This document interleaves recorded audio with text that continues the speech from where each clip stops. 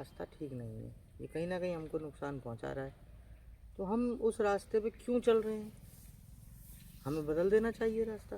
पर चक्कर ये है कि उतनी हमारी शक्ति नहीं है। अनंत जन्म की जो हमारी प्रवृत्ति होगी ना, वो प्रवृत्ति उस तरफ ढकेलती है। लेकिन एक जो बुद्धि है ना, वो कहती नहीं चलना गलत है, लेकिन बुद्धि उनसे लड़ नहीं पाती है, समझ रहे हैं? तो जीत किसकी हो जाती है? जो अनंत जन्म से हमारी प्रवृत्ति है, चित्तवृत्ति, उनकी उसकी जीत हो पाती है। मेरे को ऐसा लगता है कई बार कि मेरे को अब मेरा समय पूरा हो गया है और अब मैं चला जाऊंगा इस दुनिया से, लेकिन कुछ नहीं होता। नहाते हुए ऐसा हो जाता है, बैठा हूँ पूजा कर रहा हूँ, ध्यान कर रहा हूँ, तब ऐसा हो जाता है, लेकिन कुछ नहीं होता। मुझे ये समझ में नहीं आता कि अगर है तो कहाँ है, और मतलब कैसे मैं अपने आप को अब ये बताओ, मैं बयां करूं कि मैं क्या इस परिस्थितियों में हूँ। क्यों? क्योंकि मैं जो करना चाहता हूँ मैं वो कर नहीं पा रहा हूँ। जो मैं करना चाहता हूँ वो मैं कर नहीं पा रहा हूँ, और ऐसी परिस्थिति में कैसे जीऊँ, और कोई कैसे जी सकता है? ये महाराज बताएं क्या है, आपके प्राण क्यों नहीं निकलते बता दें। क्योंकि जब तक आपका जो प्रारब्ध है, समझ रहे हैं, जो कर्जा आप पे चढ़ा हुआ है, प्रारब्ध रूपी, भाग रूपी जो भी, उसको जब तक आप भोग नहीं लेंगे तब तक आप छूटेंगे नहीं ध्यान रखना। तो हंस के भोगो उसको, हम बता दे रहे आज भी बहुत जल्दी छूट जाएंगे। मैं हंसता देखो बहुत जल्दी छूट जाएंगे, लेकिन एक ही तरीका हम बता दे रहे अब भी, गृहस्थ में एक ही तरीका है। अगर आप भक्त हैं और भक्ति लाइन में आ गए, तो अब हर एक अपना प्रारब्ध समझ के कर्म करें, और खुद दूसरे से आशा ना करके बड़े अच्छे से उसको भोगना पड़ेगा। क्योंकि हम बताएं, मान लो इसे अभी आपका समय पूरा हो जाएगा, तो आपको एक सेकंड यहाँ नहीं रोक सकता कोई, आपको जाना पड़े, मानना। बिल्कुल। इसी वजह से चाहे आपका प्रारब्ध हो, चाहे अच्छे कर्म चाहे खराब कर्म, थोड़ा सा भी पूरा हो गया तो फिर ऐसे बदलता, जैसे ये घर के इसका पत्ता ले लो, ये बबूल का कैसे पलट जाए पता नहीं चलेगा, है ना? इमली का पत्ता ले एकदम पलट जाता, तो वैसे पलट जाता। तो कहने मतलब कब हो जाए कब नहीं पता, लेकिन जितना हमने अर्जित किया ना उसको खर्च करना पड़ेगा। यानी कि उसको हंस के, अज्ञानी काटे रोएगे और ज्ञानी काटे जान के बोले। तो मेन चीज जब अगर जान जाते तो हर परिस्थिति हर खुशी में, अब बताएं तो आप कहते हो कि गृहस्थ में ही हुआ, ऐसा नहीं है। तुकाराम गृहस्थ में हुए, उनकी जो पत्नी थी तो वो गन्ना लिए आ रहे थे, तो रास्तों में बच्चों ने गन्ना मांगा, कथा करते थे, बोलते थे सत्संग हम करते थे, मिल जाता था, तो लिए आते थे, बच्चों ने ले लिया, सबको देते गए। यहाँ घर तक आए तब तक देखा कि उनके बैलगाड़ी किसी ने कर दी होगी, एक ही गन्ना बचा। तो उनने की देखा, उनने की क्या लाए, उनने कुछ नहीं, गन्ने मिले, ये क्या लाए, इसका क्या करूँगा, ये भी कहीं किसी को दे देते। उन्हें बताया कि हमने उन्हें मार दिया एकदम, तो ये लोटों में पीठ पे लगा जाते हैं, और पीठ पे इतनी तेज मारा, सोचो गन्ना कितने तेज मारा होगा कि वो जो टुकड़े हो गए, कितनी तेज मारा होगा पत्नी ने। काफी तेज मारा होगा। तो तुकाराम जी क्या बोल रहे हैं, कह रहे भागवती हमने तो सुना था कि जो गरजते हैं वो बरसते नहीं, लेकिन आज हमें भगवान पूरा भरोसा हो गया कि जो गरजते हैं वो बरसते गए। और तुमने बहुत अच्छा किया, वो गन्ना तुम तोड़ नहीं चाहते थे कि हम तो 2 लोग हैं, और तुमने तोड़ दिया, बहुत अच्छा किया। महाराज संत माने होता शांत, संत माने शांत हो जाएगा, कुसंग छोड़ दो और उस परिस्थिति में रह के कैसे अगर मैं शांत वहाँ हो जाऊंगा तो मैं वहाँ काम नहीं कर पाऊंगा, मन नहीं, इसीलिए मन नहीं लगता है। मैं आपको सच्चाई बताऊं, और कोई बात नहीं है। मैं बहुत शांत रहता हूँ, लेकिन कब तक शांत रह सकता हूँ? अब 4 लोग बात कर रहे हैं अब कुछ ना कुछ तो ऐसी बात होगी जो मैं बोलना पड़ेगा, तो मैं ऐसे में कैसे अपने आप को वो करूँ? जहाँ बात होती है या कुछ करने लगता हूँ तो मेरी बात को काटा जाता है, तो मैं फिर शांत हो जाता हूँ। मुझे क्या, ठीक है भैया, तुम ही ठीक हो। मैं फिर इसीलिए बोलना भी पसंद नहीं करता। इसीलिए बस मन नहीं लगता है। नहीं हाँ लेकिन चक्कर, अच्छा ये भी तो बात मानो, एक बात आप एक बात समझो, एक होता है इलेक्ट्रॉन्स, एक होता है प्रोटॉन्स, है प्रोटॉन्स, एक होता है न्यूट्रॉन्स, है ना। तो एक होता है निगेटिव, एक होता पॉजिटिव, एक होता फेस हाँ। अर्थ। यानी कि अगर कहें कि कोई भी टुकड़ा ले लो मिट्टी का किसी का, यानी कोई भी चीज का टुकड़ा ले लो, उसको कितना भी टुकड़ा किया जाए, तो जिसका टुकड़ा ना किया जा सके उसे परमाणु कहते हैं। उस परमाणु में भी तीन चीजें होती हैं, तीन तरह की एनर्जी, एक पॉजिटिव, एक निगेटिव, एक न्यूट्रल। चक्कर ये कि अब आप में तीनों चीजें हैं, है ना। अब आप किसको जगाना चाहते ज्यादा, निगेटिव को, पॉजिटिव को पाना, निगेटिव किसी ने हमसे किया तो, या बिल्कुल न्यूटन। मैं तो न्यूटन चाहता हूँ बिल्कुल। तो फिर उसको पर चाहते तो हो, लेकिन हो नहीं पाता। अभी ये जो यही सिचुएशन जो है आप जो बोल रहे हैं, अभी यही सिचुएशन है कि मैं समझ ही नहीं पा रहा हूँ कि मैं इधर जाऊँ या इधर जाऊँ। मुझे दोनों तीनों रास्ते दिखाई दे रहे हैं, लेकिन मैं समझ ही नहीं पा रहा हूँ कि मैं किधर जाऊँ, जिससे कि जो मेरा एक घर है छोटा सा एक उसकी जिम्मेदारी भी मैं निभाता रहूँ। और मेरा अरे भाई एक बात बताओ, हमें एक बात बताओ, अपना दो प्राणी हो, है ना, कहीं भी रह सकते हो, कोई दो रोटी खाने में दिक्कत नहीं है, गलत करें,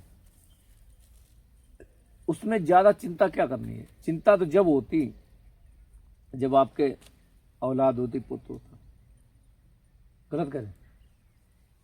एक और सुनाते हैं, एक राका भक्त थे, आपके तरीके से भक्त थे, जैसी मेरी सोच है वैसी उसकी नहीं है ना, वो तो उसी दुनिया में रहना हाँ, चाह रही है। तो चक्कर ये थी, वो लकड़ी बीन के गुजारा करते, पति पत्नी थे दोनों दंपति राका भक्त। तो एक दिन जा रहे थे, और कभी कदार क्या होता था कि वो उस समय नाम देवी थे, तो वो जब आए तो उन्होंने देखा, अरे भगवान ये बताओ गरीब हैं, बताओ इनके लिए, तो उनने इनकी लकड़ी लगा दो ढेर, ऐसा करो। उनने कि तुम बात मानो, ये नहीं लेंगे, फिर नहीं करो, फिर हम कह रहे हैं, नाम नहीं माने, नहीं भगवान ने उन लकड़ी की इकट्ठी कर दी। जब वो आए तो उनने कही नाम देख ले छुपके की, चलो ले जाएंगे लकड़ी। तो जब वो आए तो उन्होंने कहा, अरे हाँ तो लकड़ी किसी ने सब इकट्ठी कर दी, लगता है बेचारा कोई हमसे ज्यादा गरीब है, कि छोड़ो आज कुछ नहीं, चलो आज उसकी कुछ नहीं बटो लोग ओके। तो वो बोले, विठल जी का देव था, मैंने तुझसे पहले कहा था। पत्नी उनकी बताएं ऐसी थी कि एक बार जा रहे तो रास्ते में कुछ ठोकर लगी उनके पति के, तो देखा तो पत्नी थोड़ा आगे थी, तो देखा तो पता चला सोने की कोई चीज़ थी। तो उसने कहा कि औरतों को थोड़ा गहना, थोड़ा लगाव ज़्यादा होता सोने से, उन्होंने कि इसे पता चल गया तो हो सकता है, उनने खुद इमेजिन कर लिया शायद इसकी यही गलत होता कि अपने आप को लाए, उन्होंने उसके ऊपर मिट्टी डालने लगे। तब तक उसने ऐसा देख लिया हो, तो उसने वो बोली, मैया बोली कि प्रीतम ये क्या कर रहे हो, मिट्टी पे मिट्टी क्यों डाल रहे हो। तो वो बोले कि हमारी नज़र में तो ये सोना है, लेकिन सोचो मेरी पत्नी कैसी है कि पत्नी की नज़र में मिट्टी है करीब, प्रीतम ये मिट्टी के ऊपर मिट्टी का डाल रहे हो, धन है ऐसी पत्नी। तो महाराज ऐसा है कि उसकी कोई बात नहीं, ये ऐसे एक ये इमेजन, मतलब यानी कि हमें कोई भी परिकल्पना नहीं करनी चाहिए कि मेरी पत्नी ऐसी है, जैसी ही वो वैसी ही है, क्योंकि उसको तुम्हारे साथ वैसा ही होना था, वैसा ही मिलना था। हम उस चीज से निकल के आए हैं, इसलिए बता रहे हैं, और बिल्कुल सत्य बात है। भक्त की लाइन में जो है और भक्त के तरीके से देख रहा, तो जो आपके साथ घटना हो रही है और जो घटित हो रहा, जो हो रहे हैं, आपने कर्जा ले रखा है, ठीक है, वो कर्जे का भुगतान बना के आपके बना दिए गए आस पड़ोसी सब, पत्नी बच्चे गो माँ। अब वो चक्कर ये तुम्हारे साथ बुरा व्यवहार नहीं करेंगे तो कर्जा उतरे कैसे, हमें बताओ, पहले इतना हमें बता दो। कर्जा उतरवाना चाहते हो या तुम पेंडिंग रखना चाहते हो? कर्जा उतरवाना चाहते तो जैसे चल रहा उसी में खुशी रखो, फिर वो कर रहे हैं, हाँ और गाली दे लो, करना पड़ेगा महाराज। हम यही सत्य है, हम तभी तो कह रहे हमें हंसी आ रही तुम कह रहे थे, क्योंकि ये हो चुका है। और हमने जैसे बता रहे ना, एक समय हमारा ऐसा कि ऐसे ही करते थे, हमारी जो घर में थे तो बोलते थे भाभी भी, अरे ये ऐसा इस तरीके से। हमने वो सब भगवान स्वरूप है, वो सब भगवान स्वरूप है कि तुम्हें बताओ, तुम्हें इस तरीके से ना रोटी दे निकाल दे, फिर भी हमने हाँ वो भगवान स्वरूप है। ऐसी स्थिति थी, बताना नहीं चाहिए, अपनी तारीफ नहीं कर, पर आपको समझाने के लिए बोलना पड़ रहा हमको।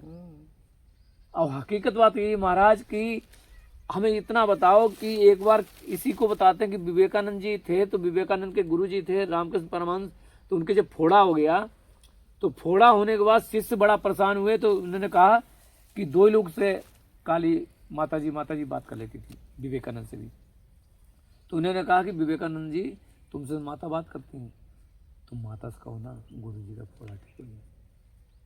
ठीक, हम बात तो सही करते हैं, माता जी को प्रार्थना की, माता जी गुरु जी का फोड़ा ठीक कर। उन्होंने कहा ठीक, तो उन्होंने कहा देखो हम इनका फोड़ा तो ठीक कर देंगे, लेकिन हर जन्म में ये होता रहा, हर जन्म इनका फोड़ा ठीक करते रहे, और हर जन्म इनको एक जन्म लेना पड़ा। अब तुम बताओ, ये इनका लास्ट जन्म है, कुछ ना कुछ जन्म में ये गलती करते रहे, ये ऐसे ही होता रहा। अब इस जन्म अगर कर दिया तो अगला जन्म लेना पड़ेगा फिर ये भोगने के लिए। तुम बताओ ये सही करें कि नहीं? नहीं माता मत सही करो। इसका मतलब ये नहीं है, इसका मतलब समझे पहले, हमने जो लिया है उसको हम पे कर्जा है, बात समझो। चक्कर ये हम सोचते हैं परिस्थिति से, क्यों परिस्थिति से कर लोगे? हम सोचते हैं कि संसार में हम रह रहे हैं, संसार में हम हैं, हम सोचते हैं संसार से कहीं दूर चले जाएं। क्यों दूर चले जाओगे? तुम्हें कौन जाने देगा?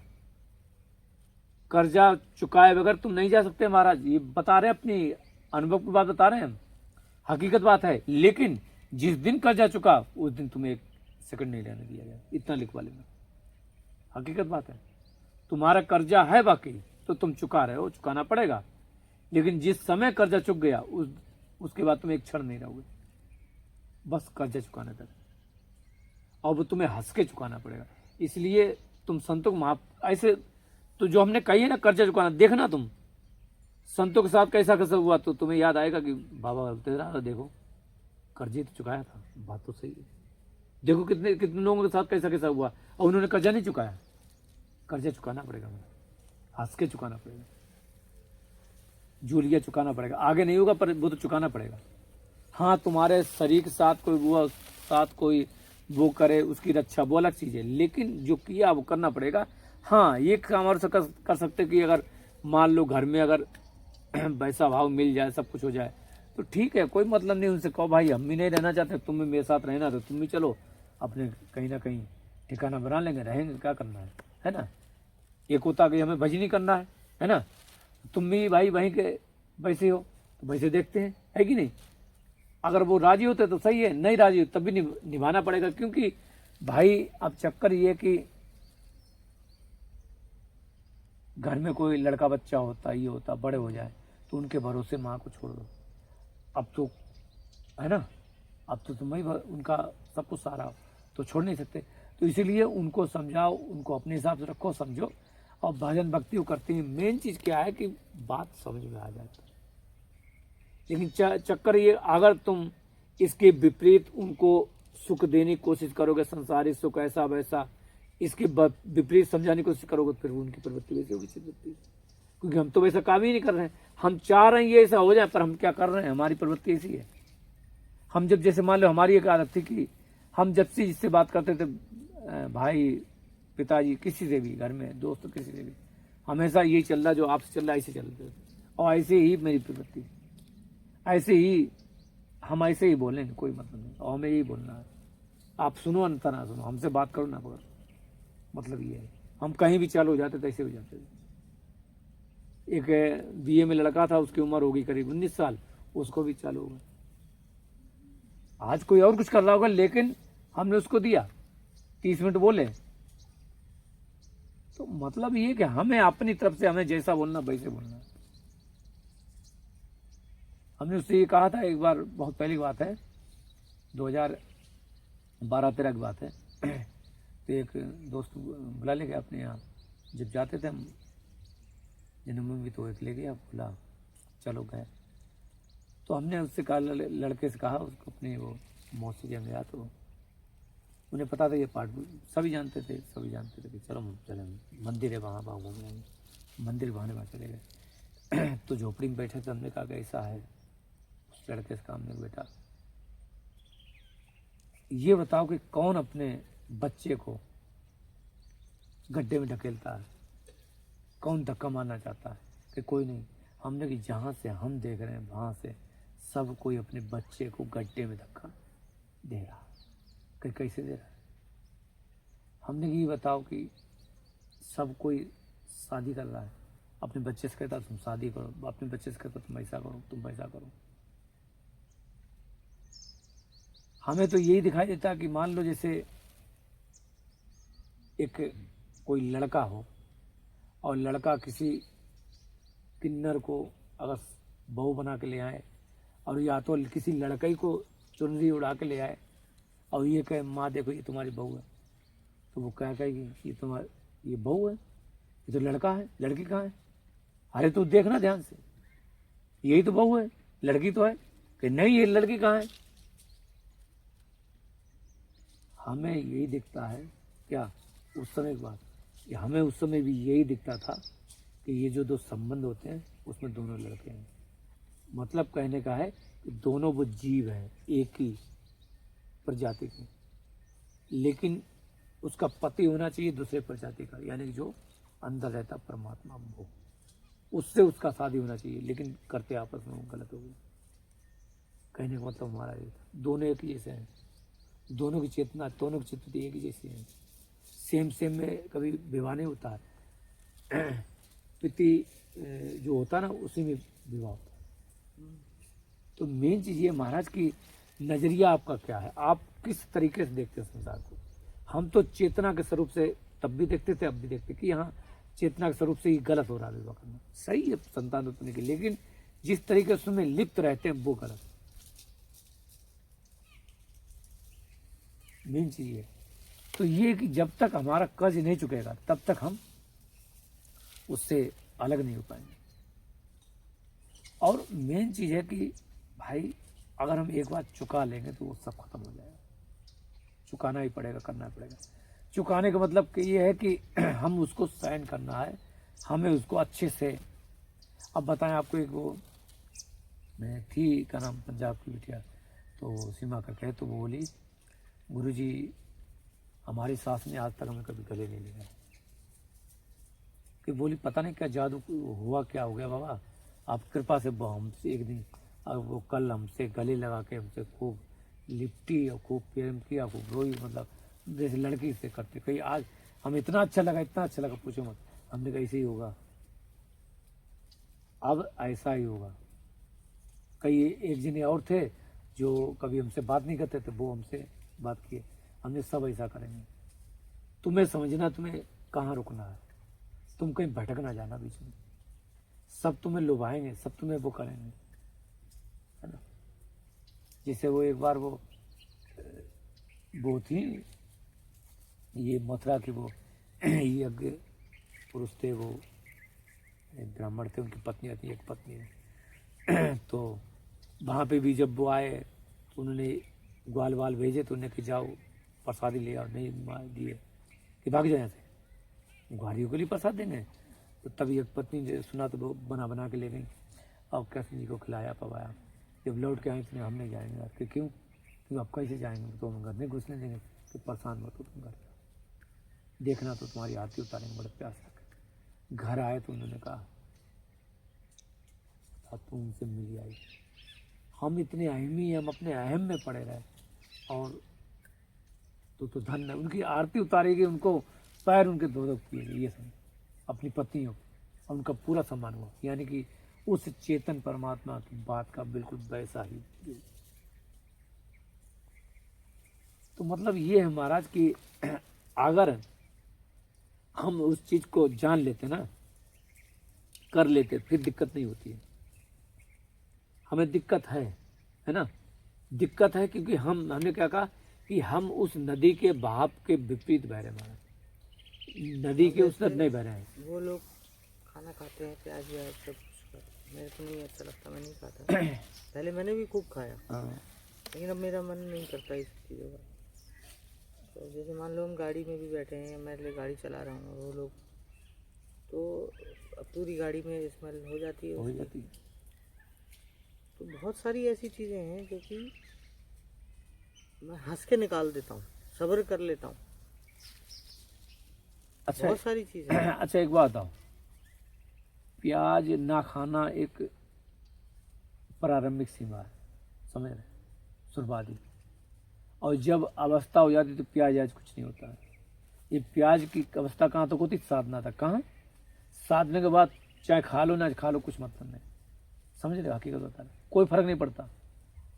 यानी कि हकीकत बता रहे आपको कि प्याज याज ना खाना मतलब, एक बार हम गए तो वो परिक्रमा लगा रहे थे, तो परिक्रमा लगाते लगाते हमने भिक्षा की, तो उनने कि बाबा इसमें तुमने लहसुन प्याज डाल दिया। हमें कोई दिक्कत नहीं। वो बोली, दूसरी थी, वो शायद सन्यासी थी या कुछ थी, वो हरियाणा की थी, वो बोली महाराज हम तो नहीं खाएंगे। हमने कही ये ब्रजवासी का है, इसमें भेद बुद्धि भी नहीं करना। तो हमने इनको एक कथा सुनाई। हमने कही ऐसा है कि एक बार रविदास थे, तो रविदास के पास कबीर जी पहुँचे और गोरखनाथ जी पहुँचे, तो उनने की प्यास लगी, तो उनने कटौती वाला पानी दे दिया, वो चमड़े वाला, चमड़े का पानी हुआ। तो उनने वो हो गई है ये पानी पिया नहीं। तो कमाली उनकी पुत्री थी, उनने ले लिया, हमें प्यास लगी, पी लिया। उन्हें हमें प्यास नहीं, मना कर दिया। जब उनने पी लिया उसके बाद चले आए, तो कई बात वो उनका जो खप्पर था तो मन के उससे भरा था, वो भरता नहीं था, मना था मन के उससे। तो मुल्तान पड़ता है, ये आपने देखा होगा, ये पाकिस्तान में अब है। तो वहाँ पे कमाली की शादी हुई, तो वो गोरखनाथ जी वहाँ पहुँचे। तो वहाँ पहुँचे, उनने कि जो मेरा खप्पर भर दे, तो कोई खप्पर नहीं उनका